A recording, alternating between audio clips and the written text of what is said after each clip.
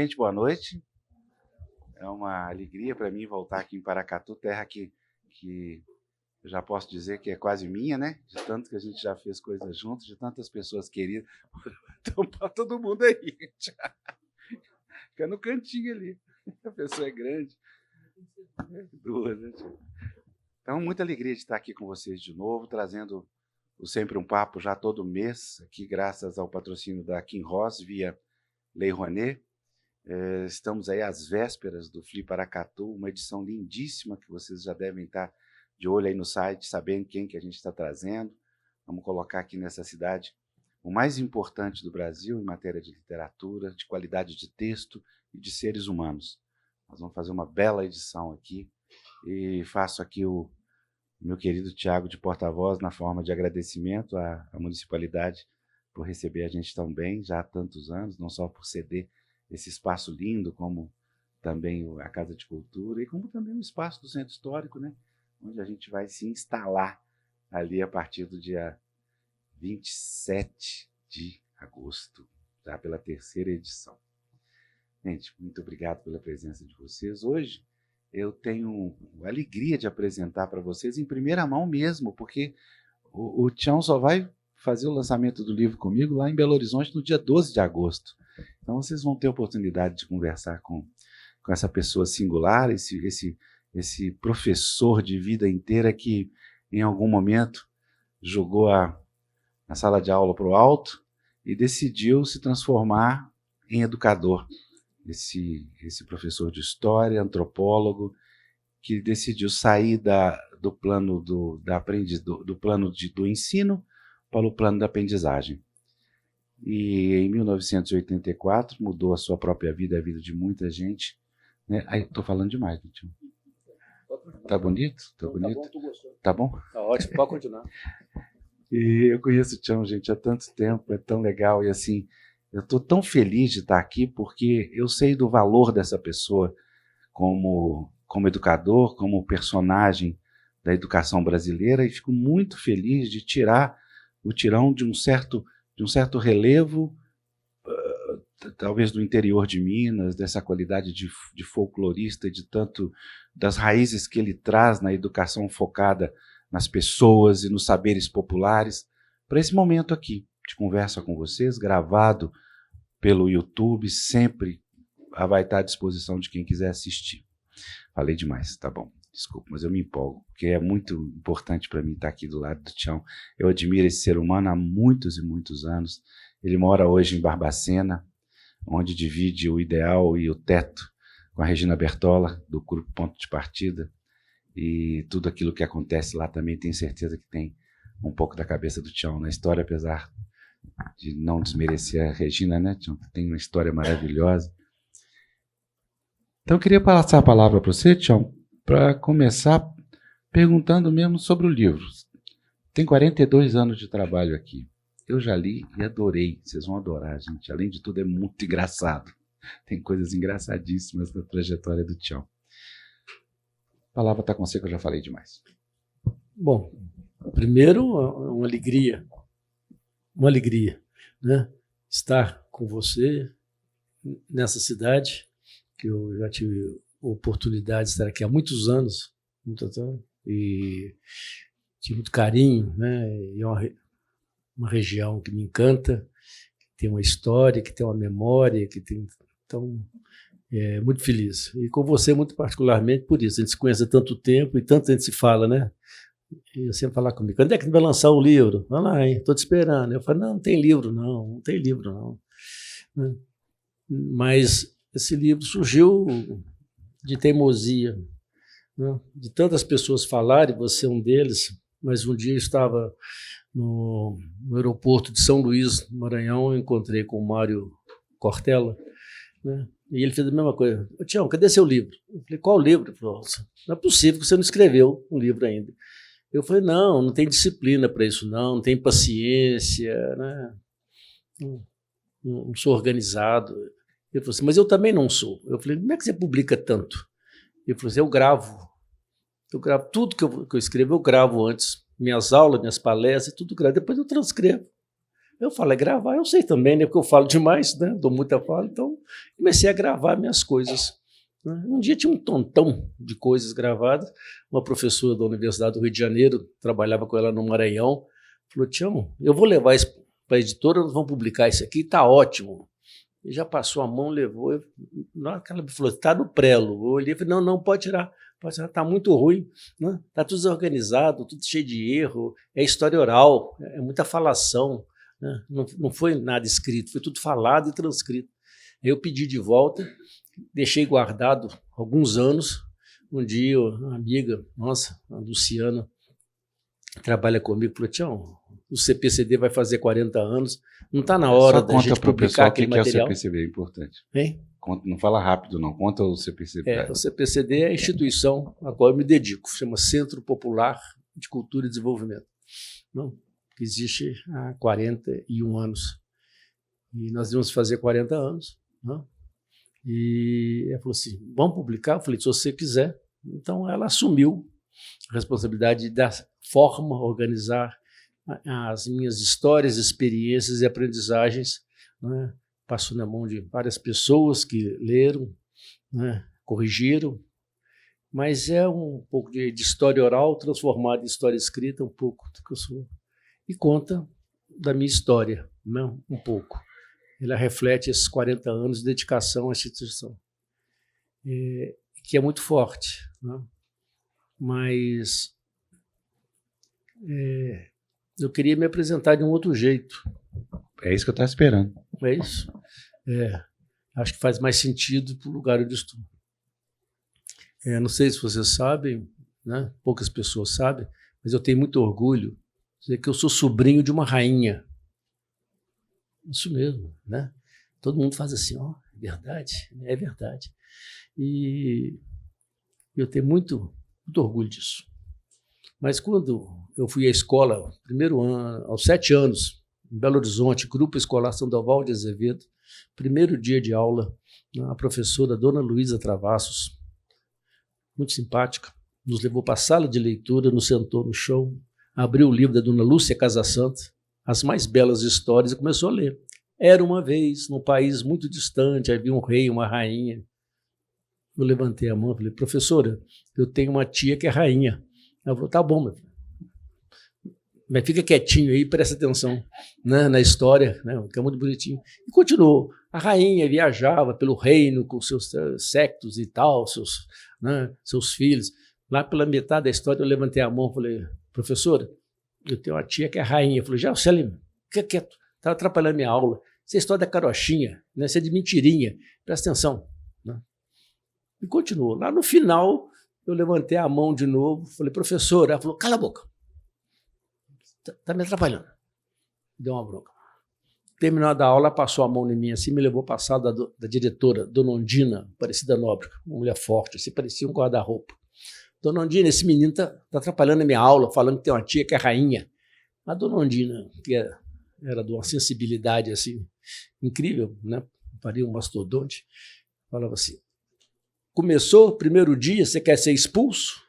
Quer que eu chame seu pai, que chame sua mãe, vai ficar de castigo ou você vai ficar calado? Naquele dia eu aprendi a fazer múltipla escolha. Né? Nenhuma das opções acima. É melhor nunca mais eu a minha boquinha. Voltei para a minha sala de aula, nunca mais. No primário.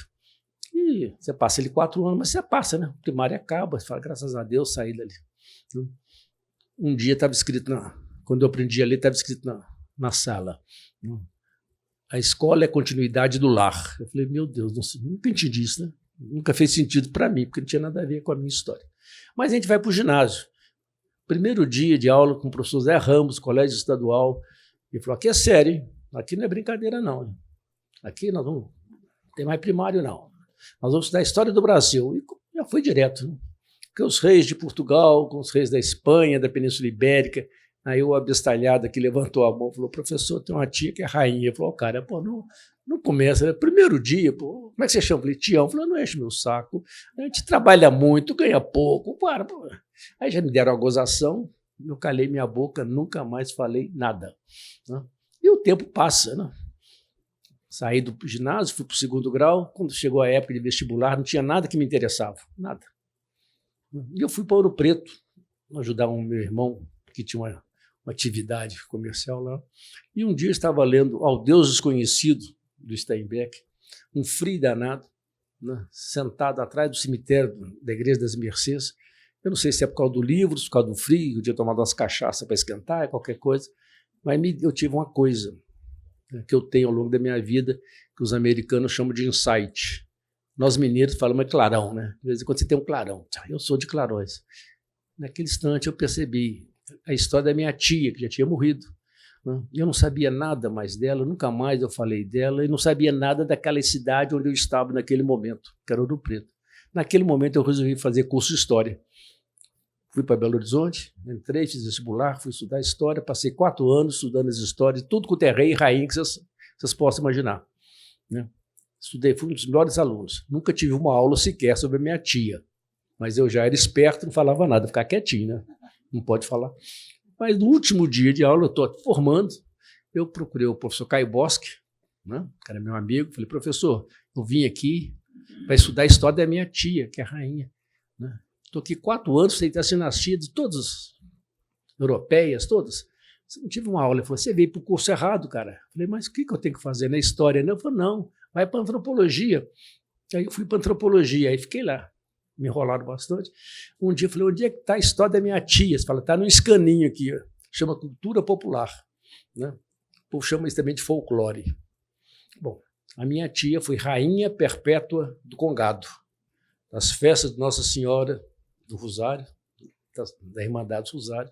Eles iam buscar, não, os grupos de Congado, Caboclinho, Catopês, Marujos, Vilões, Moçambiques, iam na casa dela, ela saía toda um manto vermelho, sua coroa, e eles faziam todo o cortejo e era levado em pompa e circunstância para a igreja do Rosário, onde fazia as festas de Nossa Senhora. Como eu era da família, né, eu pulava o caminho, saía do cordão, ia para o colo dela, não tinha o poder real, né? Não sentia, né? Bom, então aquilo me marcou muito, né? E é isso. Então eu falo, se eu estou aqui hoje, a culpa é da minha tia, né? Dona Maria Hilarina de Jesus, né? Foi rainha perpétua do Congado, né? E é isso. Por isso eu virei professor de história, virei antropólogo, virei folclorista, né? Tudo isso por essa necessidade, e fui trabalhar, né? E aí começou a minha vida acadêmica. Durante muitos anos eu dei aula de história, 1º grau, 2º grau, depois no 3º grau na universidade, depois eu fui dar aula de antropologia, cultura brasileira, etc, etc. E aí fui aprendendo,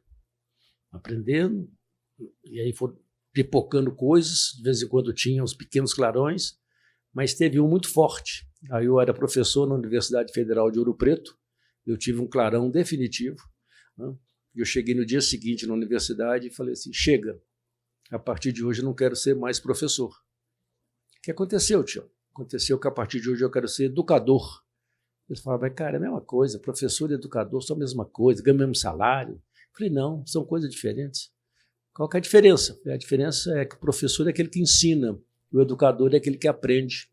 E eu acho que eu estou passando a hora de sair desse lugar, que é o lugar da ensinagem, para a aprendizagem. E eu comecei a falar disso. No colegiado, na congregação, na reitoria, no conselho, com os professores. E incomodava muito as pessoas. Eu senti que isso não agradava, o papo não era bom. Então, um dia caiu a ficha. Eu percebi que a universidade, ou aquela universidade, naquele momento, não queria educadores, ela queria professores. Ela queria ensinar, ela não precisava de aprender. Aí eu percebi que eu estava no lugar errado, né? Aí eu fui ao lugar certo, chama departamento pessoal. Aí falei para o chefe do departamento, eu quero, como é que cara saía? Mas não pode.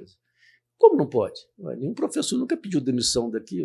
Você é um professor concursado, estável e tal. Falei, mas companheiro, como é que a gente faz para sair daqui então? Ele falou, só com o pé na cova. Eu falei, antes não tem nem o formulário para a gente mandar para o MEC. Eu falei, isso é uma questão de formulário, nós vamos fazer um aqui agora, né? Foi um prazer conhecê-los, foi bom enquanto durou. Fui. Eles têm 43 anos. E aí, bom, claro que gerou um monte de confusão, né? As pessoas não entendiam. O que você vai fazer? Eu falei, eu vou aprender, quero ser um aprendiz. Mas vai ficar zanzando por aí? Né? Crie uma instituição, né, que seja um guarda-chuva para abrigar Aí eu criei uma que chama Centro Popular de Cultura e Desenvolvimento. Tem esse nome pomposo, grande, né? É para dizer que é uma instituição de aprendizagem.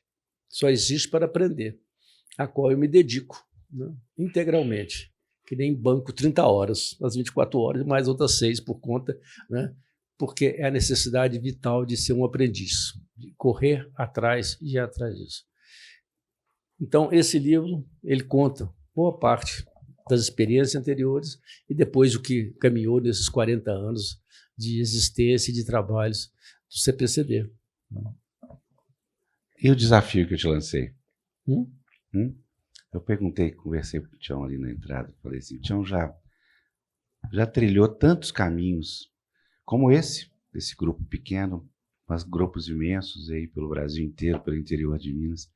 Eu lancei um desafio que é o seguinte, que ele tentasse aprender ou falar com vocês, com cada um de vocês, o que ele imagina que é educação e aprendizagem. Pronto. Ixi.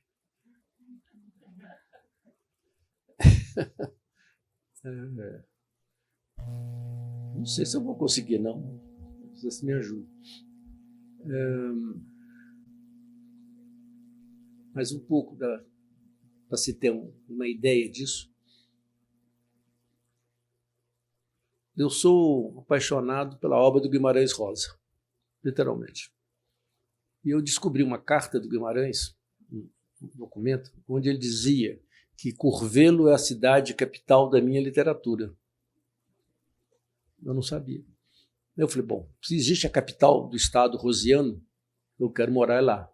Eu me mudei para Curvelo, né? Caminho que passa por Curvelo para chegar aqui. A entrada aí do sertão. E fui atrás dos personagens do Guimarães. Não os encontrei, infelizmente. Encontrei algumas reminiscências. Tive sorte de encontrar o André Xer, aqui, o Manuelzão, que morava lá, convivi com ele alguns anos. Mas o que eu mais via em Curvelo, né, há 40 e tantos anos atrás, era criança, menino demais, menino para dar com pau. Tinha menino demais. E tinha menino demais e escola de menos. Eu falei, gente, da onde é que sai essa meninada toda? Eles falaram, menino sai da onde sai menino, cara. Não existe outra solução, não. Ninguém descobriu, não. Eu falei, mas aqui tem demais. Eles falaram, bom, mas aí é por causa do piqui. Eu falei, o que o piqui tem a ver com isso? Ela falou, você não sabe, não. Piqui é estimulante, afrodisíaco. Depois eu aprendi, descobri, né, que se você não desmatar o cerrado, se o piqui der 3 safras no ano, a tendência é que a população aumente pelo menos 3 vezes. Todo mundo sabe, para catar piqui tem que ir para o meio do mato, né? Entre idas e vindas, 9 meses depois aparecem os piquizinhos, os filhos dos piquezeiros. Eu falei, bom, da onde os meninos vêm, eu estou sabendo. Eu quero saber para onde eles vão. Porque não havia escolas suficientes para tantas crianças, nem na periferia, nem na zona rural. Tinha criança de mais e escola de menos. E quando havia escolas, os meninos não permaneciam, entravam, se matriculavam, mas não permaneciam. A evasão era muito grande. E aquilo começou a me angustiar. E um dia eu estava no programa da rádio da cidade, Rádio Clube, com uma jornalista, com a Gislane Moreira, que depois trabalhou na Globo. Eu levantei a seguinte questão: será que é possível fazer educação sem escola? Será que é possível fazer educação, por exemplo, debaixo de um pé de manga? Não, que eu vejo tanto aqui. E aí, no final do programa, a Gislane falou assim, Tião, e a resposta? Eu falei, a resposta eu não sei, mas se os seus ouvintes quiserem me ajudar, nós podemos marcar uma reunião. Então, talvez seja essa a pergunta, né? A pergunta que faria para essa turma, né? Será que é possível fazer educação sem escola? Vocês acham? Será que é possível de fazer uma boa educação debaixo de um pé de manga? Será? Essa foi a grande questão. E essa educação seria a não convencional do que se aprende na escola? Ou seria uma educação focada nos saberes que nós temos, que fazem parte da nossa vida, que nos guiam de verdade, né? Porque a escola formal tem isso, né? Ela tem um currículo escolar, a pessoa chega lá, o aluno aprende. Mas quando chega em casa e no convívio da família, você convive com a outra escola, que é a escola da vida pessoal, das dificuldades que a vida enfrenta, né? Seria isso? Foi essa a questão. Então, levantei isso. Só que eu falei essa pergunta num programa de rádio, né? E marquei uma reunião para o dia seguinte, compareceram 26 pessoas, dona de casa, professor, estudante, curioso. Por que você está aqui? Não, passei na porta, vi o que está acontecendo, então sento, não está acontecendo nada, vai ter uma prosa aqui, né, sobre uma questão, se é possível fazer uma escola embaixo do pé de manga ou se é possível de fazer educação sem escola. Essa é uma conversa que essas 26 pessoas começaram a falar, né? E um dia foi pouco, 2 dias, pouco, 3 dias, nós ficamos vários dias, 10, 15 dias, sei lá, todo dia a gente se encontrava para conversar sobre. Eu fui anotando uma cartolina, tudo que eu fui tirando de sumo daquela prosa. E eu percebi que ao final daqueles muitos dias de conversa, nenhum de nós conseguia fazer uma projeção de como deveria ser essa escola, uma escola embaixo do pé de manga.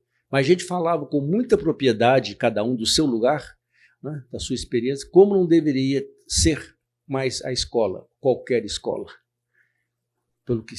pelas marcas que foram deixadas. Eu juntei aquilo, organizei nessa folha. Quando eu li aquele texto, eu percebi que não tinha nada a ser alcançado. Era uma lista de coisas para não serem mais executadas. Eu transformei aquilo nos não objetivos da educação. Né? Coisa que a gente não quer que aconteça mais com os filhos dos outros, que aconteceram conosco. São umas 15 coisas, algumas pérolas. Uma delas eu ouvi lá em Ouro Preto, eu morava lá. Primeiro dia de letivo na escola Dom Veloso, a diretora começou o ano assim: bem-vindos, as crianças são como uma página em branco, onde devemos escrever um belo livro. Falei, meu Deus, onde é que é a porta de saída? Né? Se a diretora da escola acha uma criança de 7 anos, página em branco, ela não entende nada de criança, né? 7 anos de praia, 7 anos de sabedoria, 7 anos de muitas vivências. Então, esse é um objetivo. Outro, pensar que as crianças são adultos que não cresceram ainda, achar que os nossos conhecimentos são os únicos e verdadeiros, pensar a escola um lugar onde se entra, mas não se aprende. Uma lista de coisas.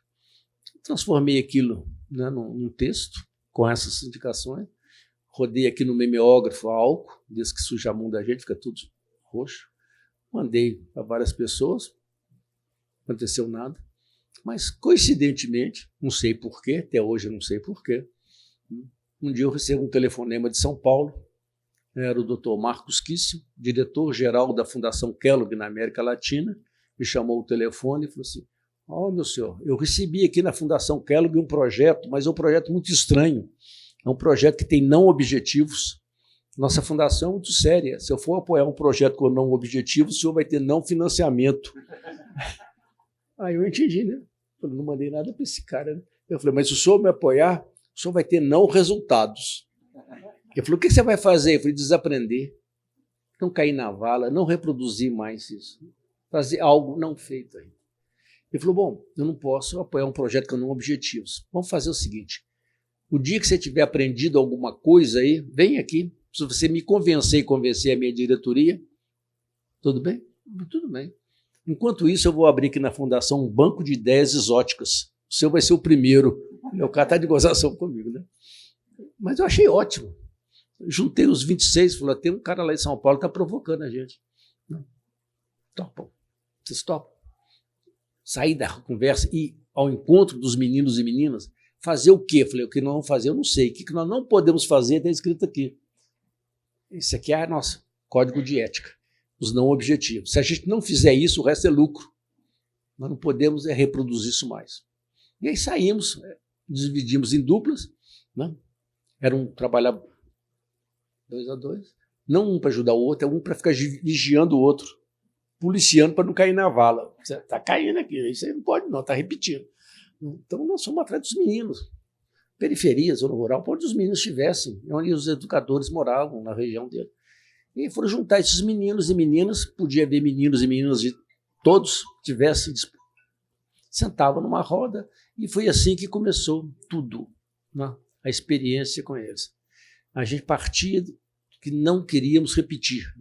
Então, tudo para nós era motivo de reflexão. Tudo que a gente fazia de dia, a gente reunia de tardezinha, no final da tarde, início da noite, para falar disso. Eu falo que é de perseguir o acontecido, né? Bem que o Guimarães falava. E atrás daquilo que aconteceu. E a gente trazia todas essas questões. E a gente foi percebendo quantas vezes a gente resvalava para cair na vala para reproduzir a escola. Esse modelo que já está pronto, institucionalizado, né? Que independe da criança, independe do menino, da menina, porque ele já está pronto há alguns séculos, é só reproduzir, instalar e pronto, e reaplicar, né?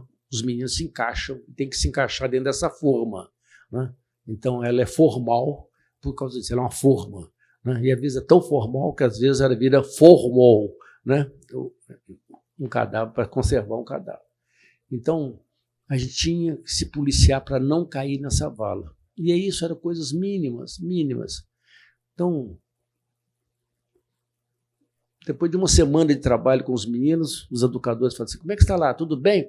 Ah, está tudo bem, mas nós perdemos alguns meninos. Bom, a gente perde menino na escola, onde entra, mas não fica. O que aconteceu?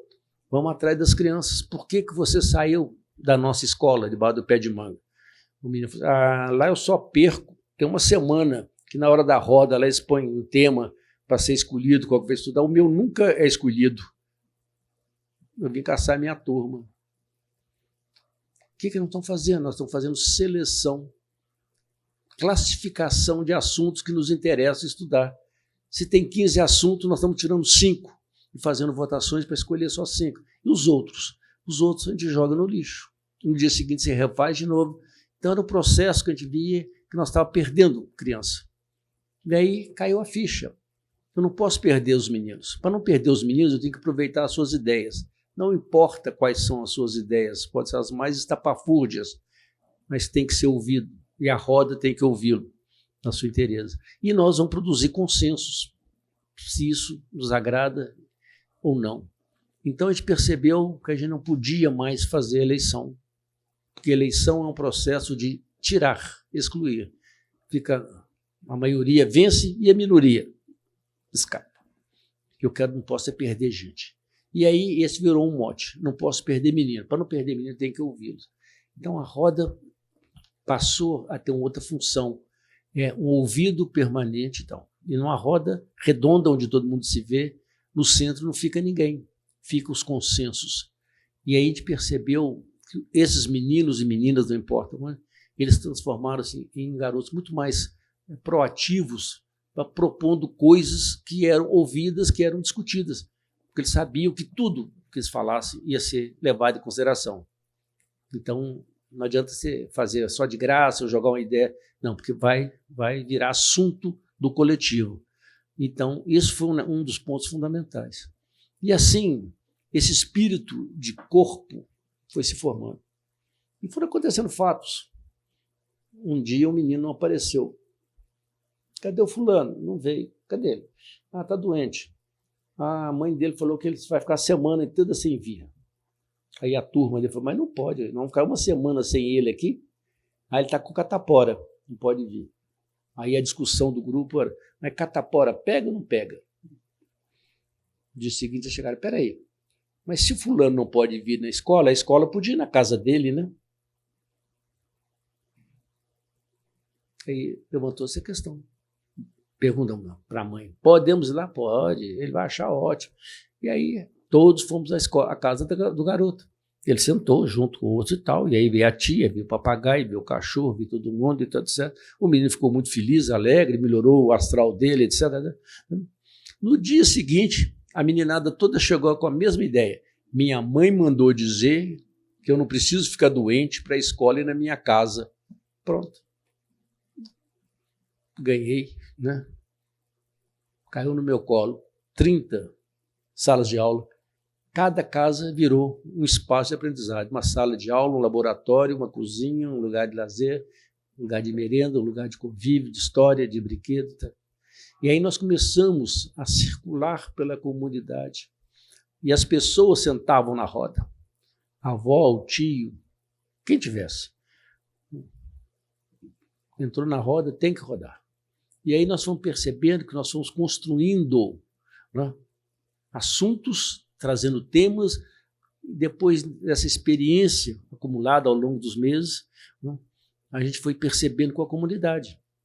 Uma reunião da comunidade, um dia, uma senhora falou assim: Tião, essa escola é diferente da outra. Eu falei: por quê? Eu falei: porque essa a gente vê. Eu falei: e a outra você não vê? Não, ela ali. Eu falei: a gente vê o muro. Eu falei: você nunca entrou? Eu já, o dia que eu entro lá não tem aula. Eu nunca tinha visto meu menino aprendendo, agora estou vendo, porque outro dia a aula foi lá no meu quintal. Outro dia me chamaram para participar da aula lá na casa do vizinho. Agora eu vejo. Aí a vizinha, a comadre dela, deu nela cutucada e falou assim: ô comadre, ontem a escola passou na minha porta 3 vezes. Eu falei: ixi, não é um bando de gente andando, é uma escola que anda. E aí percebeu que, ao final disso, eu tinha, 10 meses depois, sistematizado a escola debaixo do pé de manga. Né? A pedagogia é da roda. Tudo começa e termina numa roda redonda. O conteúdo dessa escola são os saberes, os fazeres e os quereres das pessoas dessa comunidade.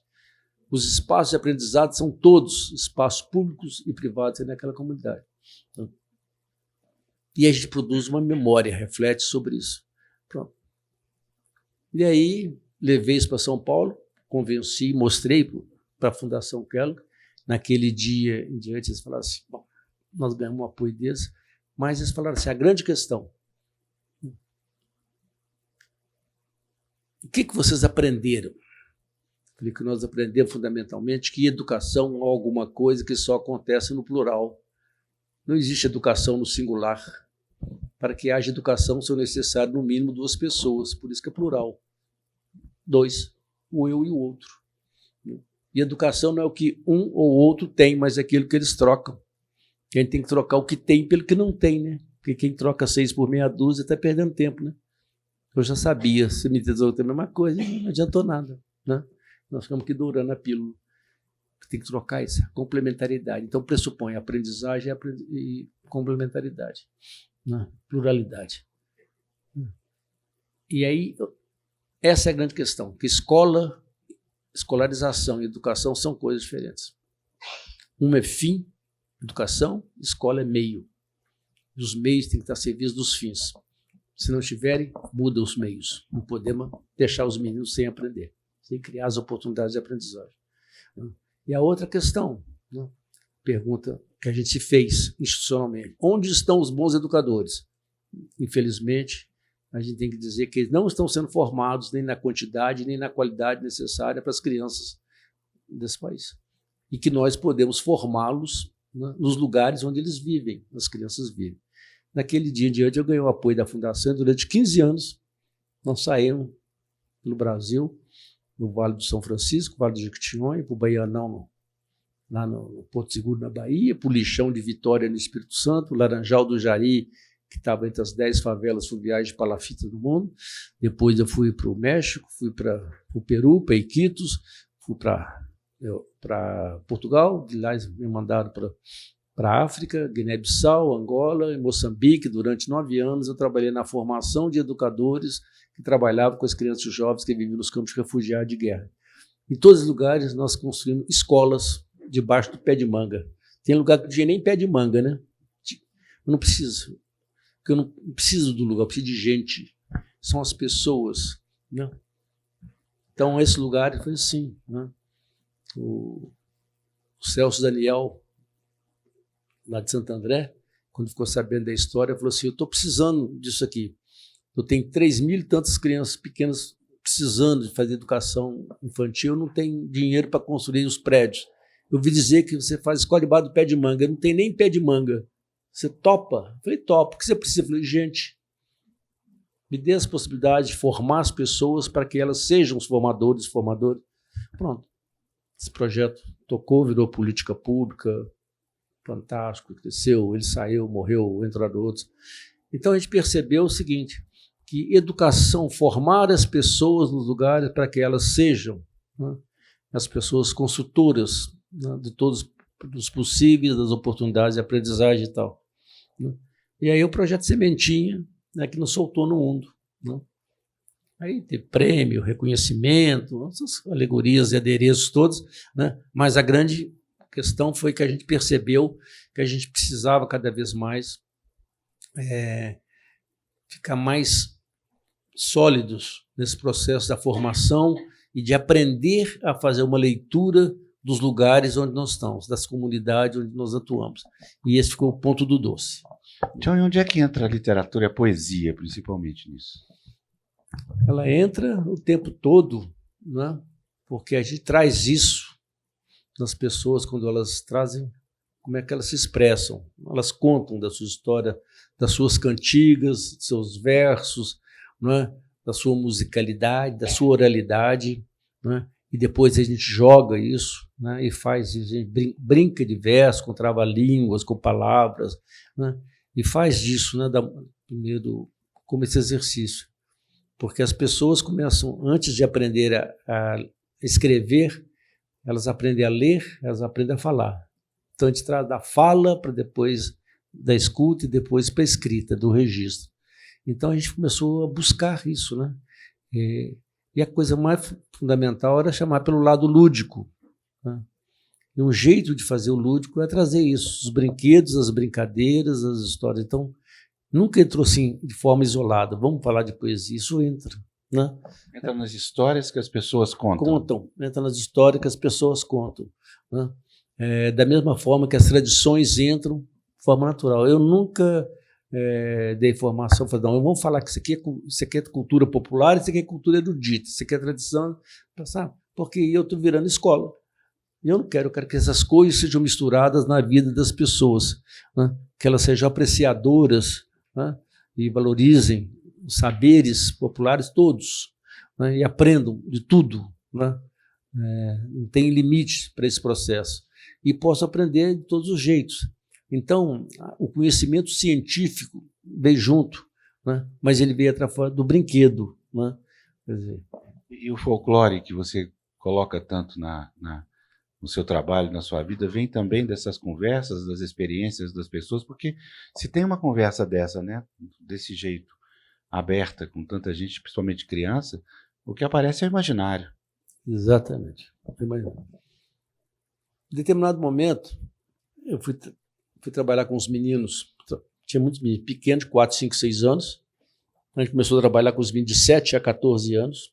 Eu juntei 120 meninos na barraquinha de São Geraldo, em Curvelo. Meninos esses que estavam na escola. Falei, meninada, é o seguinte, vocês topam aprender tudo que vocês querem, precisam e necessitam brincando? Todo mundo falou, queremos. Né? Claro, né? Se perguntar para uma criança que quer brincar, aprender brincando, ele quer. Aí um gaiato falou assim, ô Tião, onde é que estão os brinquedos? Eu falei, eu não tenho nenhum. O outro falou assim, como é que a gente vai brincar sem brinquedo então, cara? Eu falei, essa é a questão. Vamos fazer o seguinte, vamos fazer uma aposta. No dia em que nós não conseguirmos mais inventar os nossos brinquedos, eu começo a comprá-los. Topa.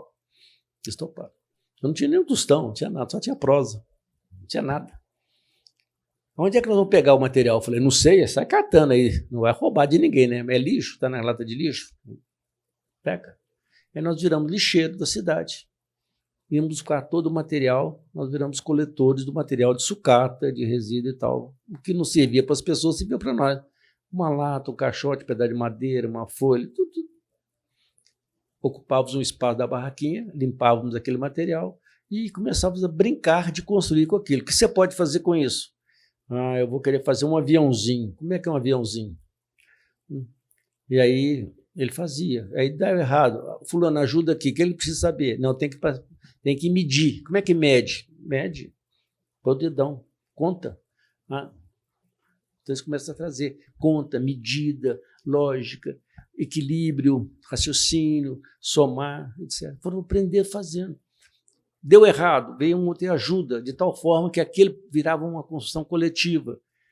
Na hora que terminava de brincar e ia jogar fora, não, alguém não podia agora pegar esse pedaço de papelão, de papel, fazer outra coisa. Então a gente viu que a gente começava reciclando o próprio lixo, o reciclado. Então esse processo foi levando os meninos a aprenderem a fazer coisas mais extraordinárias. Um dia eu mostrei uma prensa de fazer queijo, um desenho, uma roda, um menino de 12 anos, chamado Robin, falou assim, Tião, eu sei fazer isso. Falei, sabe nada, Robin? Falou, eu sei. Falei, claro que você não sabe. Eu sei. Por que você começa a fiar demais? Ele falou assim, claro que eu sei. Falei, por que você sabe? Porque eu sei fazer caminhãozinho de madeira. Eu falei, e daí, cara? Ele falou, e daí quem aprendeu a fazer um caminhãozinho de madeira faz qualquer coisa de madeira, cara. Porque é só colar, pregar de outro jeito. Bobo. Presta atenção. Eu prestei, né? Que a minha função é aprender com eles, prestar atenção neles. Esse menino me ensinou um princípio fundamental, que nós não somos criadores de produtos, nós somos criadores de formas. E a pergunta é de quantas maneiras, de quantas formas nós podemos utilizar um recurso. Uma folha de papel, um livro, um caderno, um copo, um pedaço de qualquer coisa, uma lata, um caixote, né? De quantas maneiras diferentes, inovadoras nós podemos. 2 pontos.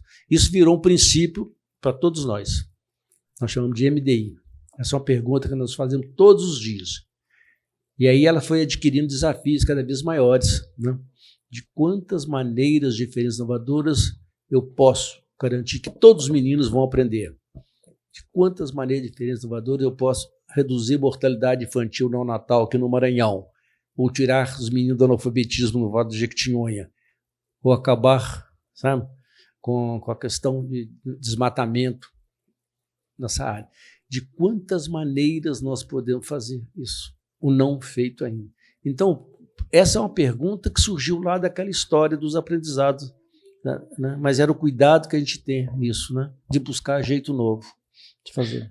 Quem quiser fazer pergunta, a gente fica à vontade. Senão fica até amanhã cedo aqui, bem feito para vocês, se quiser.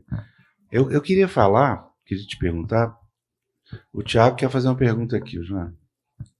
Que é como é que você faz a transição, ou quais foram os desafios que você enfrentou nessa transição dessa escola absolutamente natural, digamos, intuitiva, para a escola formal? O que aconteceu nesse trajeto? Esse trajeto foi feito graças aos meninos e meninas, né? Esses meninos que estavam conosco, que estavam na escola, ficavam uma parte do dia conosco, uma parte do dia na escola, no ensino formal. Um dia, um menino chamado Rafinha levou para a escola um exercício que ele fez, mostrou para a professora falou assim, Rafinha, quem fez para você? Ele falou, eu que fiz. Falou, você não sabe? Como é que você fez uma coisa que você não sabia? O professor tem umas coisas engraçadas, né? Sabe que o menino não sabe, manda ele fazer, ele copia, ele faz. Quem fez para você? Ele acha ruim. Colou de quem? Colou de quem? Né? Você não sabia, por que foi pedido, né? Para fazer? Ele falou, não, eu aprendi isso com um joguinho que nós temos lá na barraquinha. Aí eu falei, só acredito vendo. Ele chegou lá, a professora falou que eu tenho que mostrar o joguinho, como é que nós fizemos para responder aquele negócio. Eu falei, leva. Ele levou o joguinho. Chegou lá, ela falou assim, que bacana, deixa ele ficar aqui, posso usar esse joguinho para os outros meninos que não sabem? Aí ele voltou lá, a professora mandou perguntar se pode ficar lá. Eu falei, pode. Aí, passados uns dias, ele voltou. Tião, a professora mandou perguntar se não tem mais. Tem, Rabi? Tem. Então pega e leva. Quais que você acha que vão ser úteis para ela? Ele passou a mão numa sacola, num embornal, com um monte de joguinhos. Passou. E nós estávamos numa reunião assim, eu vi ele passando assim. Eu falei, o Rafinha vai abrir a porta da escola. Nós estamos entrando pelos fundos. Ele vai abrir a porta da frente.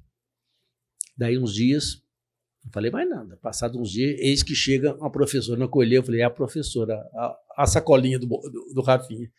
Eu vim devolver e agradecer. Tem mais? Eu falei, minha filha, o que mais tem aqui é jogo e jogatina. Isso aqui parece um cassino, é uma jogatina do cão. Ela falou assim, mas eu estou cheio de problemas. Eu falei, então traz os problemas que nós vamos encontrar soluções aqui, jogando, brincando com elas. E aí começou desse jeito.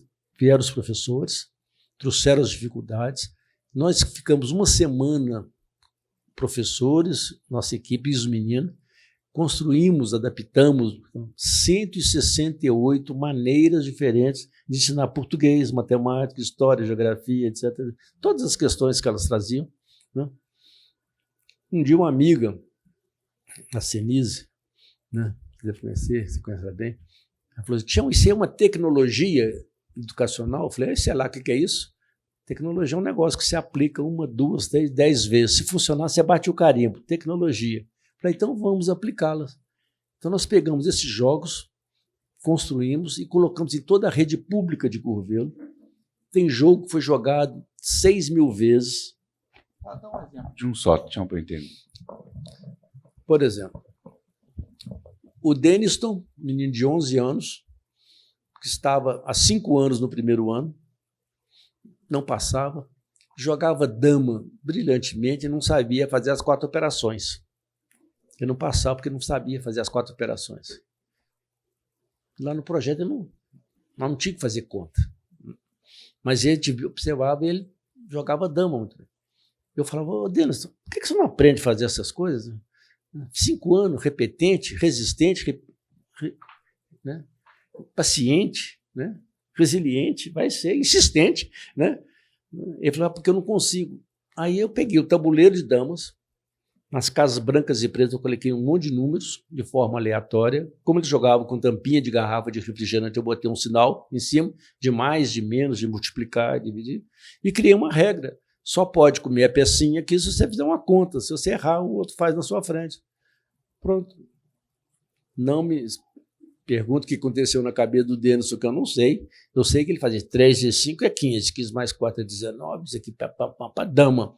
E ele fazendo. Eu falei, resolvemos o problema. O Denison fazia as continhas todas.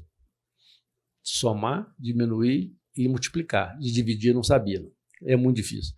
Divide 3 por 14. Ninguém merece, né? Nem na maquininha, né? Então, o meu jogo não era completo. Ele precisava de criar um outro joguinho de divisão. Então, aquilo a gente percebeu que esse primeiro jogo era dama aplicada à matemática e virou damática. Pronto. Esse jogo foi sendo aplicado em todos. E assim, vários outros, né? Jogos de carta, de construção de palavras, de construção de desenhos. Tudo. A gente foi criando. Esses jogos todos foram testados, alguns 300, 400, 6.000 vezes. Aqueles que tiveram avaliação de 7 para cima, nós batemos carimbo, tecnologia. O restante foi para reciclagem, né, para ser refeito. Então, nós tiramos 90 no primeiro momento. Hoje são 80, que nós ficamos mais criteriosos. E a gente percebeu que nós podíamos ser uma grande fábrica de produção de jogos e brinquedos. E ao longo desses 40 anos, a gente já produziu, sei lá, mais de 2.000 jogos e brinquedos e brincadeiras, sendo que 230 desses são tecnologias certificadas que estão lá no Banco de Tecnologias Sociais da Fundação Banco do Brasil, como tecnologia, né? Chama-se Bornal de Jogos. Aí tem jogos para estudar as matérias, né, convencionais, português, matemática, história, geografia, ciência, etc., física, química, mas também sexualidade, empatia, respeito, solidariedade, equidade, ética, tudo. Tudo é possível se transformar em matéria de conversa, de brinquedo, criar alguma coisa disso. Então, esses jogos, né, e aí a gente percebeu, né, que a gente podia fazer, que os professores podiam fazer isso. E a gente passou por várias experiências. Por exemplo, os professores da rede pública de Belo Horizonte, convidados por um projeto de um banco, na época, Banco Mercantil, para a gente dar uma formação sobre o Bornal, eles falaram assim, mas a gente, adultos e tal, vou ficar fazendo joguinho. Eu falei, a oficina é disso. E a gente começou. No final da semana, eles faziam jogos fantásticos. Tanto que eu peguei os meus jogos, guardei todos. Falei, você não vai ver nenhum dos meus. Vocês vão criar todos do zero.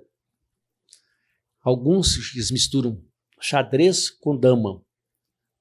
Fantásticos. Eu falei como, publica. Vocês produziram uma tecnologia sofisticada. Tem coisas incríveis que foram sendo criadas, né? Em Santo André, uma diretora, numa escola, também foi muito interessante. Um dia eu cheguei nessa escola, não a conhecia, não que eu me apresentei, ela falou, você é o Tião? Eu falei, sou. Pulou em mim, me abraçou. Menino, você não sabe o tanto que eu gosto de você. Eu falei, por causa de quê? Porque há muitos anos vocês publicaram na revista Nova Escola, no número 120, né, 5 jogos que vocês tinham desenvolvidos. eu recebi mais de 1000 cartas do Brasil inteiro de gente que leu a revista, comentou, e a maioria fazia, tem mais, me ensina como é que faz, mas eu estou usando o jogo para menino com deficiência mental, menino que está acamado, menino assim. Eu ficava brincando com ele. Eu não sabia nem que para menino normal era bom, quanto mais para menino mental. Não sei o que é isso, não existe essa divisão. E aí eu mandei uma carta para vocês, me responderam. Eu falei, claro, respondemos todos, com o maior prazer. Ela falou, eu agora virei diretora e eu percebi que meus meninos aqui eu podia fazer. Chamei meus professores para fazer os jogos. Eles falaram que não ia fazer. Aí eu chamei as mães dos meninos. Então ela criou lá um grupo de mães, que chamava Mães dos Jogos, que era mãe dos meninos, que faziam um revezamento voluntariamente, mas ficavam lá toda semana. Elas conversavam com os professores, com os meninos, via qual que é a dificuldade que ele tinha de aprender determinado conteúdo. Elas iam para uma sala de criação, de soluções, de brinquedos, de técnicas. E aí a escola dela virou um cassino, né? Era uma Las Vegas da educação, era jogo direto, né? Então, eu falei, eu não tinha mínimo controle sobre isso. Isso aí cresceu, expandiu, tem vida própria, né? A gente percebeu. Mas a resposta nós respondemos. Todo e qualquer menino, toda e qualquer criança aprende. E aprende tudo. Tudo que eles precisam, que querem, que desejam. Só que todo mundo aprende no seu tempo e no seu ritmo. E se você pegar o tempo e o ritmo desse menino, dessa criança, pronto. E se for brincando, se for prazeroso, lúdico, melhor ainda. Mas então, ninguém não aprende. Todo mundo aprende. E se você cria o jeito mais gostoso de aprender, melhor. Então isso é que virou, né, o Bornal de Jogos, ou virou a pedagogia do brinquedo, que é uma outra pedagogia que está aí nesse rol aí de produção de tecnologias. Eu queria te pedir uma salva de palmas para o Alisson, que está aqui trabalhando com a gente. Muito obrigado, Alisson. Chegou sua vez. Chegou. Pessoal, boa noite para todos que estão aqui. Em primeiro lugar, Tião, é um momento muito inspirador. A gente vai te ouvindo enquanto profissionais da área da educação e num processo de evolução, nos tornando educadores, pelo que a gente percebe. Muitos de nós, eu acompanho o trabalho de algumas pessoas que estão sentadas aqui, essas pessoas têm sempre muitas boas ideias, trabalham com uma ludicidade bastante grande para levar as crianças a absorver o máximo que elas podem. Eu queria que o senhor comentasse um pouco sobre a capacidade que nós temos de gerar conexão com essas crianças ao longo do nosso trabalho. Com certeza, e eu vou vendo o senhor falar e vou percebendo a sabedoria agregada pelos passos dados nesses anos de trabalho.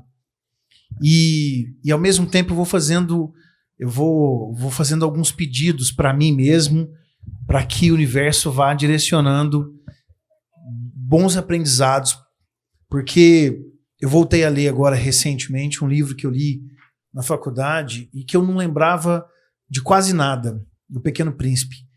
E aí já me encanta, porque tem uma semelhança com quando o senhor fala da tia que era rainha e era tolhido, que logo no começo do livro a gente tem a possível grande carreira de um desenhista marcada pela insensibilidade dos adultos, de não perceber que existia um elefante dentro de uma jiboia e achar que era um chapéu. E essa sensibilidade para gerar conexão, ela não é algo que se ensina. Eu fiz geografia, formei pela Universidade Federal de Uberlândia, e nem nas aulas de metodologia ou de didática eu lembro da palavra sensibilidade em momento algum. E essa sensibilidade, ela não é algo que a gente costuma tentar desenvolver, até porque a gente normalmente está sempre apertado com currículos. Inclusive, isso eu citou muito Curvelo. Eu estive com o secretário de Curvelo na semana passada, num evento em Salvador, e a gente falou muito sobre educação. Ele também é professor de cursinhos, e sempre com uma perspectiva de que nós temos que levar os nossos alunos à aprovação pelo processo seletivo. Como o senhor falou da forma, normalmente sempre naquela forma que foi proposta.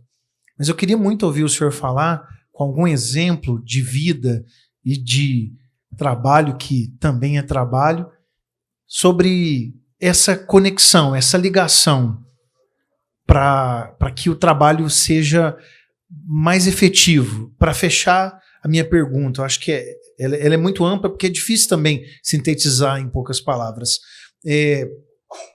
Eu fiz uma palestra uma vez para um grupo de alunos do 9º ano, e no final um deles falou assim, era para resolver uma situação problema. Não vou me alongar muito, mas para resolver uma situação problema. E no final um aluno falou assim, se nós tivéssemos conexão com os nossos professores, tanto quanto nós tivemos nessa 1h30 de conversa, problemas como esses não aconteceriam entre nós. Então, eu acho que isso é fundamental e é muito difícil de se ver na maior parte da educação praticada hoje. Então, se o senhor pudesse nos agraciar com um exemplo, seria maravilhoso. Eu quero ir na mesma toada sua, com a mesma, trazendo essa sensibilidade.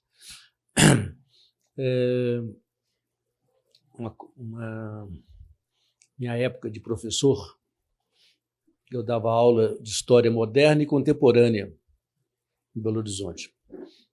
Professor de 7 horas da manhã às 10 da noite, eu dava aula em 3 colégios, 1º grau, 2º grau, e dava aula na PUC, a mesma matéria.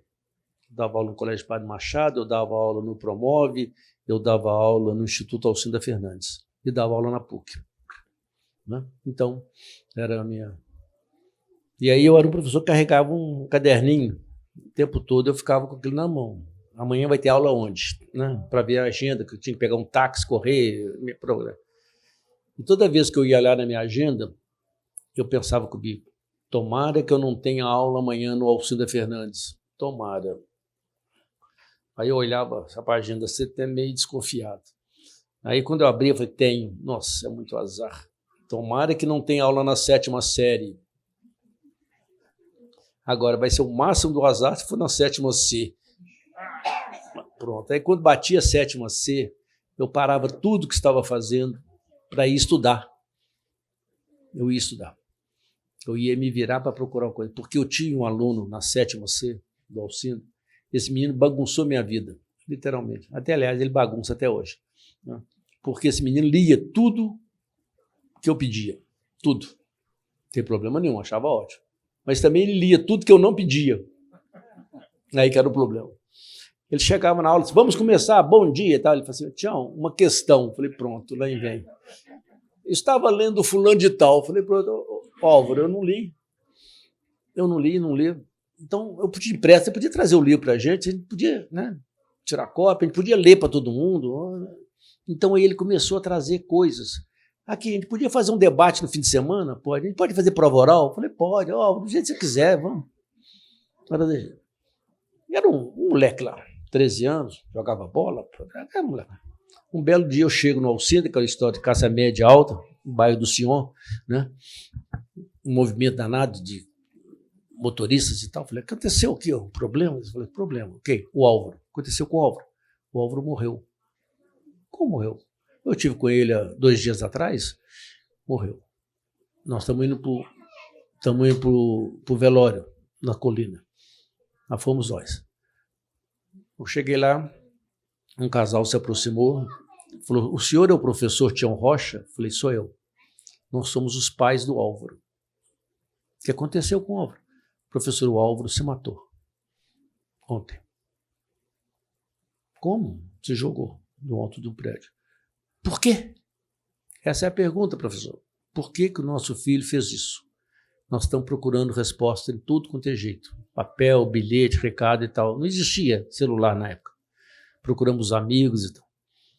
E aí a mãe falou assim, professor, aí nós percebemos o seguinte, a única solução é com o professor Tião Rocha, que o Álvaro falava no professor Tião Rocha todos os dias em casa, na hora do lanche, na hora do jantar.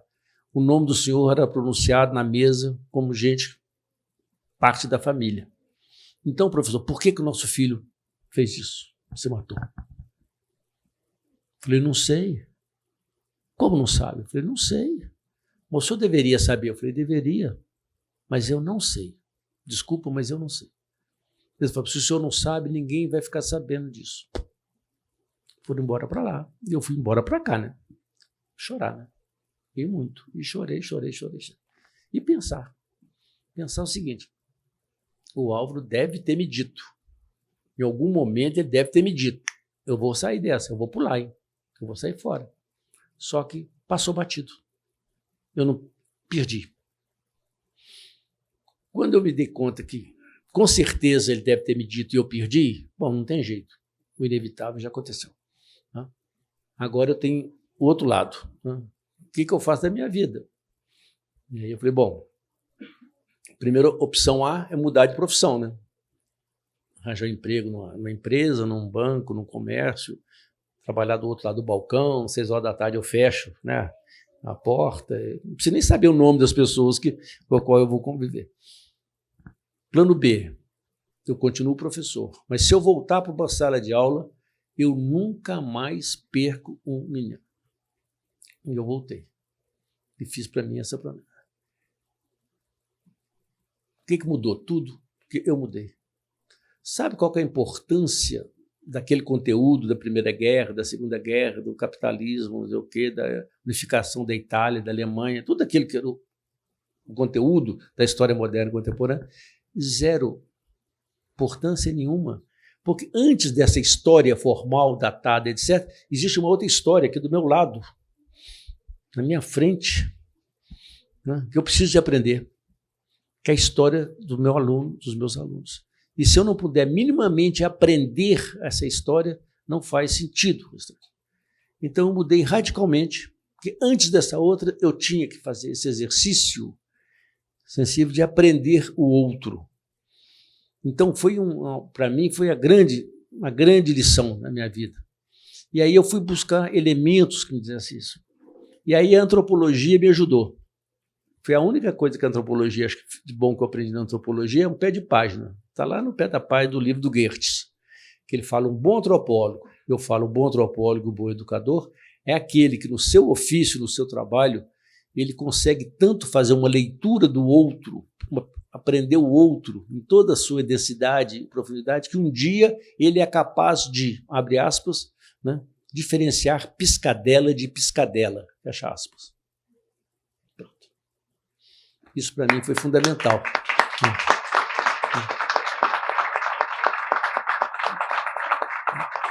Então, todo mundo sabe, né? O que é uma piscadela, né?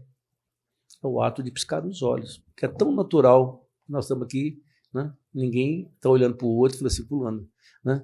Fulano está piscando. Né? Não seria nada natural se não piscasse, né?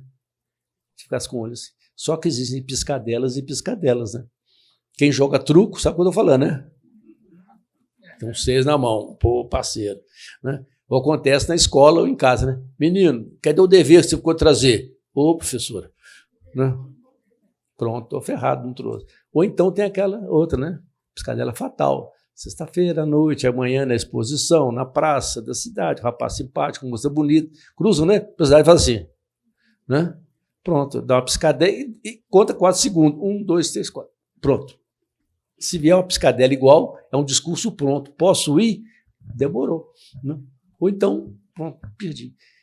Perceber isso. Então, quais são as piscadelas? Quando eu percebi isso, eu falei, essas piscadelas o Álvaro me deu e eu perdi. E aí, então aquilo para mim foi fundamental, aprender isso. Aprender a fazer essa leitura é ler o outro na sua inteireza. Né? É perceber o que as pessoas sabem, o que elas fazem, o que elas querem. É perceber isso. Né? E aí, para completar o meu aprendizado nesse aspecto, para me dar força para caminhar nessa direção, um dia, por um acaso, eu tropecei no livro do Eduardo Galeano, né? O livro dos abraços. Um de vocês, todos vocês já leram, se não vale a pena. Né? O Galeano, aquele escritor uruguaio que nós o perdemos há uns anos atrás, ele andou pela América Latina ouvindo casos e causos e foi registrando isso num livro, e ele chamou o livro dos abraços, que é um grande abraço que ele está dando na América Latina. E tem um capítulo do livro, que é um parágrafo, que ele pôs assim, a função da arte. E dizia o seguinte: Diego não conhecia o mar. O pai o levou para conhecer o mar, viajaram de carro, chegaram próximo do litoral, desceram do carro, caminharam pelas dunas de areia e chegaram diante do mar.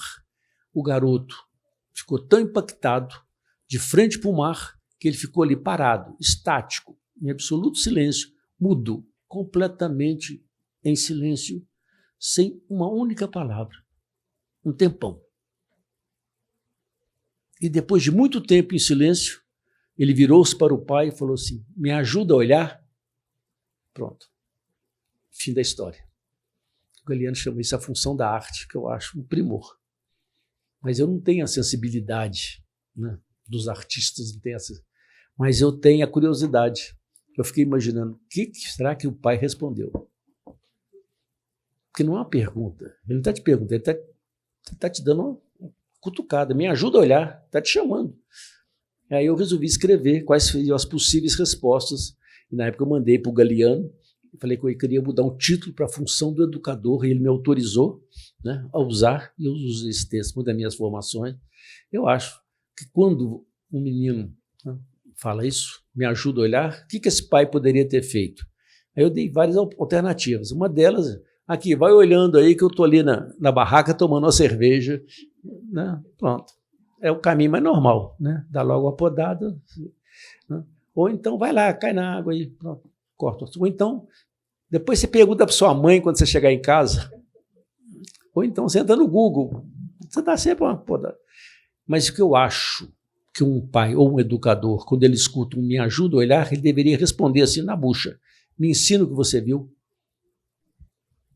Chumbo trocado não dói. Toma lá da cá. Porque, e é isso que eu acho, é isso que todo menino, toda criança tem isso na testa quando ele vai para a escola.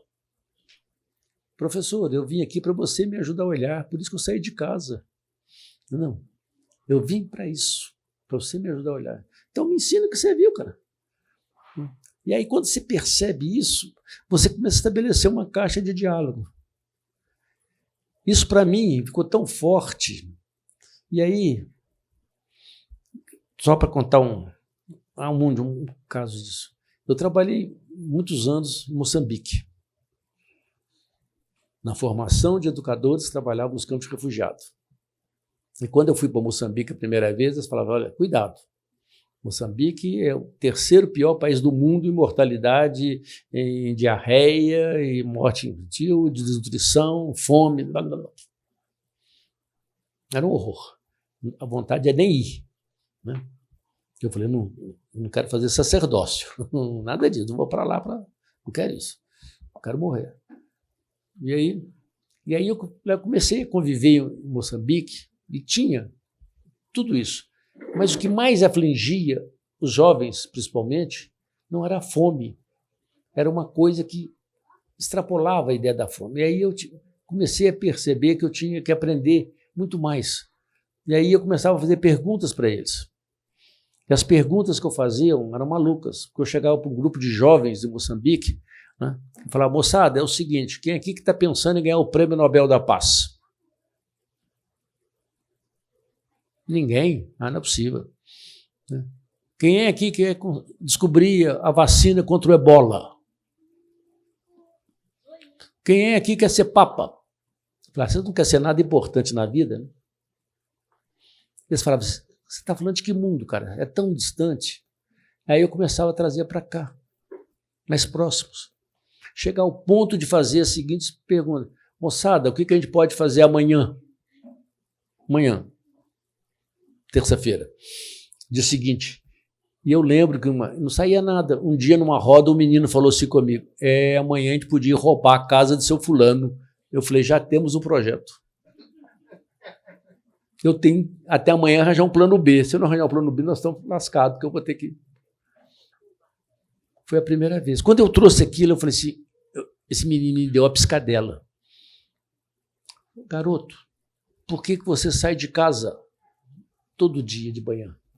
Aí eles começaram a falar: eu saio de casa em busca do meu carril. Eu falei, carril? O cara falou, mas carril é pimenta, né? Tempero. Eu saio de casa em busca do meu carril. É o simbólico do paladar, um gostinho, alguma coisa botar na vida. Aquilo mudou radicalmente, que eu tinha que aprender a fazer isso. Aí tudo começou a fazer sentido para mim, em Moçambique. Tá? Nesse nível. Porque a minha atitude até então, né, era muito ética, muito centrada, mas no mundo, quando eu estava, que não tocava.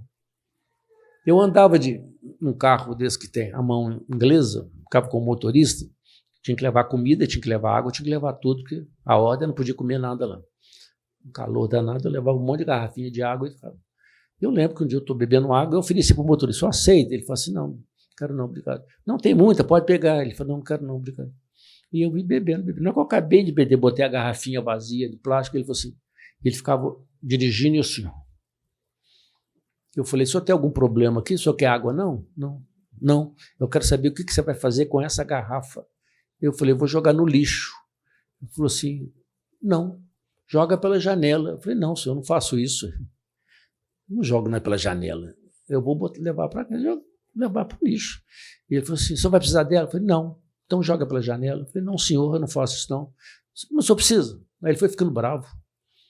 Lá pelas tantas, ele botou o pé no freio assim, tirou, falei, dá licença. Meteu a mão assim, pegou a garrafa, abriu a janela dele, jogou pela janela. Na hora que eu olhei pela janela assim, umas 10 pessoas correram para cima da garrafa. Rolado no chão, brigado. Um saiu com a garrafinha na mão, assim, pulando. Ele falou assim, tá vendo aquele ali? Aquele aí é o carril dele. É o carril dele. Hoje ele ganhou alguma coisa que faz sentido. Essa garrafa. Você não imagina o que significa na vida. E os outros tantos vieram tudo pela janela. Tem mais, joga mais. Eles quase derrubaram o carro. Aí o que eu fazia? Tomava água e ficava jogando na janela, garrafa vazia para todo quanto é lado. Porque era o carril. Um mínimo, um pequeno nada, mas fazia uma mudança. Então, na hora que eu comecei a perceber isso, mudou a perspectiva radicalmente das coisas. Né? De aprender essa, né? Mas ser um aprendizado genuíno isso. Eu acho que é essa questão da sensibilidade, sabe? Entender o outro. A ponto desse menino falar isso. Hoje, né, uma aula sua valeu por um semestre inteiro. Que esse foi o momento do doce para todos nós. Né? Isso é possível ser construído? Essa é a minha questão. Dá para formar gente para desenvolver essa habilidade, usar essa perspectiva?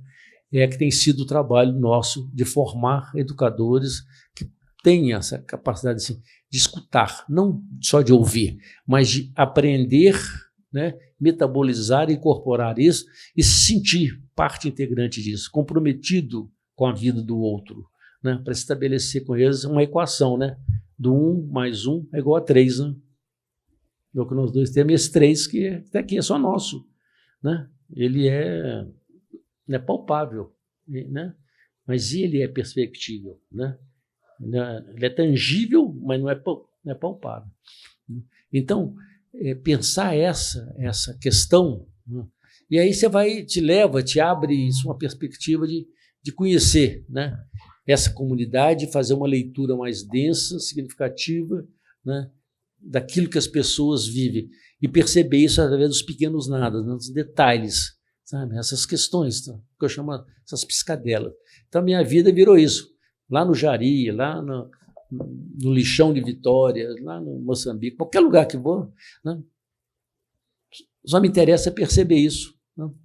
E aí não é olhar essas pessoas por pobreza, pela miséria e tal, porque eu não olho mais para o lado vazio do copo, não, só que me interessa do lado cheio. O que essas pessoas têm, né, que permanece apesar da fome, da miséria, da distância? Né? O que elas têm? Isso está aqui, ó, no fundo do copinho. Isso é 100% do que eles têm. Isso não é lado vazio. Não é carência, é potência. O lado de cima chama IDH, né? Você mede carência, mede IDH. Isso aqui é IPDH, qual é o Índice Potencial de Desenvolvimento Humano que existe em qualquer comunidade. E aí a gente começou a sistematizar o IPDH, que é a capacidade de acolhimento, de convivência, de aprendizagem, de oportunidade, né? Que eu acho que é a grande questão que poderia ser o grande trabalho da escola, que ela fosse o lugar do colo, da convivência, da aprendizagem, da oportunidade. Se ela pudesse trabalhar com essa sensibilidade, né?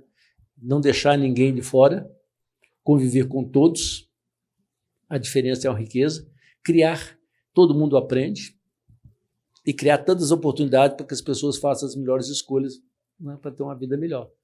Pronto. E aí você estabelece, por exemplo, alguns princípios norteadores do que você quer da sua vida, né? E você quer levar para que as pessoas façam. Tião, temos que terminar agradecendo a presença de todos e pedindo você, Tião, para terminar como começou. Tem uma pergunta? Por favor, desculpe, pode fazer. Só quero dizer uma coisa. Boa noite, Tião. Estou tentando ser educadora. Mas eu recebi um texto esses dias que eu achei tão parecido com você que eu quero compartilhar. Ser sensível nesse mundo requer muita coragem, muita, todo dia.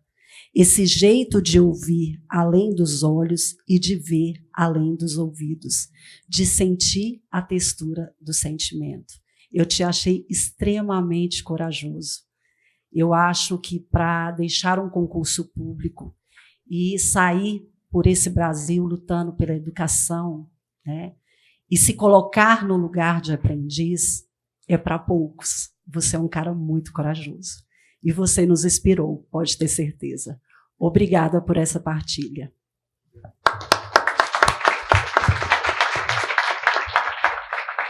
Tião, boa noite, bem-vindo a Paracatu. Nós nos sentimos muito orgulhosos com a sua presença. São comentários sem me alongar muito. Toda a sua fala me remeteu a um grande pensador que é também da antropologia, que é igualmente francês, como Saint-Exupéry, que é Merleau-Ponty. Eu estudava hoje Merleau-Ponty, e Merleau-Ponty, a grande contribuição dele para a humanidade, para a antropologia, para a filosofia, é exatamente essa visão integradora, né? E eu não poderia deixar de falar porque ele traz esse viés da coragem, né? Eu acho que um dos tantos filósofos corajosos, pensadores, antropólogos, Merleau-Ponty é um desses, né? Porque ele teve coragem de confrontar Platão, por exemplo, né? Dizer que o ser humano não é corpo e alma separados, né? Mas ele é uma integração e é impossível entender e pensar o ser humano sem essa dimensão integradora, né? de totalidade. E me remeteu muito a Merleau-Ponty, toda a sua fala, e claro que você conhece, e inspira muito também nesse sentido. E o dia todo hoje eu dialoguei um pouco com Merleau-Ponty nesse sentido da integração, né, do ser humano, da vida, né, que nada é isolado, mas que tudo se completa e se complementa, né, nessa visão. E a coragem, enfim, que a Alessandra muito bem destacou também. Obrigado somente pela sua apresentação, pelo seu livro, que com certeza traz muito desse aspecto também de coragem, de sensibilidade, de integração do ser humano na perspectiva da educação. Mais alguma fala? Tião, eu queria te pedir para terminar como começou com Guimarães Rosa. Me ajuda? Me ajuda você. Olha, te ajudar só de pensar que um terço ou uma grande parcela do Grande Sertão Veredas foi por aqui, já tá bom, né? O Guimarães, para mim, ele é livro de cabeceira, que eu já li ele mais de 40 vezes. Cada vez que eu leio um marco, vou grifando com cores diferentes. Às vezes eu quero ler só que está marcado em vermelho, outras vezes só em verde. Depois eu... E para mim, mais do que tudo, é um grande livro de educação, de aprender a conviver e aprender o outro, né? E ser o outro. Então todas as questões dos valores humanos, dos grandes conflitos, né, que ele traz, que ele aborda, né, o homem e a mulher, Deus e o diabo, né, a justiça e o errado, tudo isso, todos os valores, né, e do sertão dessa loja. Isso tudo para mim foi muito muito marcante. E eu trouxe isso, por exemplo, isso a Regina, minha companheira, me ajudou muito, que ela entende mais Guimarães que eu, porque ela levou Guimarães para o teatro, né, e fez o Grande Sertão de uma forma brilhante, sem colocar uma vírgula sequer de fora, tudo é dele, né, está no livro. E ela percebeu que cada capítulo ela tinha uma coisa que talvez era uma continuidade do que o Guimarães tenha dito, ou ilustra um pouco esse. Né? Então, eu sei que a última coisa que eu escrevo no livro é que viver, etc. Né? É isso, né? Viver, etc. O que é isso? Viver é perigoso, mas viver é fundamental. E viver intensamente é se disponibilizar para aprender. Né? Eu falo que nós nascemos para 4 coisas na vida. 4, apenas. Para ser feliz, para ser educado e para ser livre. A única coisa que você precisa ter é saúde. Você tem que ter saúde para ser. Estar bem contigo para ser isso, viver plenamente a sua liberdade, sua capacidade de criação, de mudar o mundo, repensar o mundo e passar ele a limpo várias vezes, né? De ser feliz, sentir-se bem com o que tem, que somos, e para aprender, que isso eu acho que é o exercício da educação. Né? Então, acho que sou muito grato pela oportunidade de estar aqui, né? Em Paracatu do Príncipe, né? Que eu tanto admiro, respeito, né? E que já conhecia, já tive a oportunidade de conhecer os rios do sertão, então eu ia pensando hoje no caminho, eu fui lá, tem que ir lá pelo Paracatu, já outro dia eu passei no Urucuia, já passei no São Francisco, já passei no das Almas, no Rio das Velhas, né? E tem por aí afora, quer dizer, cuidar das águas, né? Cuidar desses lugares, né? E pensar isso, não? Outro dia o Afonso me provocou, eu estava falando da terceira margem do rio, eu falei a terceira margem da educação, né? Se nós estamos em busca da terceira margem do rio que está dentro de nós, como é que seria dessa educação?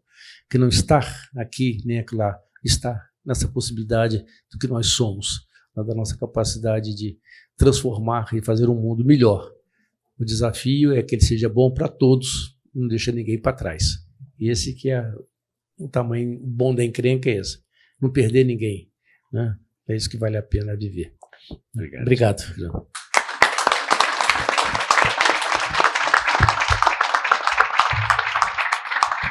Tião está disponível para os autógrafos. Agora eu não disse para vocês que isso é bom?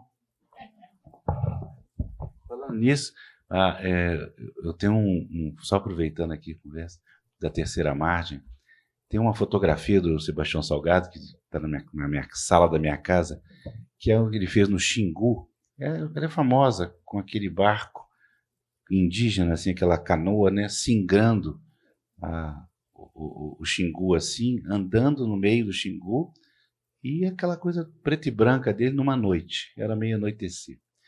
Aí eu liguei para o Tião e falei, Tião, você lembra da terceira margem do Rio? Ele falou, não lembro não. Então falou, então pega e lê de novo. Aí pegou, leu, são 5 páginas, né? E aí eu falei, agora pega essa foto aí. Ele pegou e falou assim, você sabe que essa é uma das fotos que eu mais gosto na vida? E a simbologia da terceira margem, uma das interpretações, tem que ser modesto quando vê o texto do Rosa, né? É que a terceira margem está na linha que a canoa traça dentro do rio. Isso é poesia pura, não é?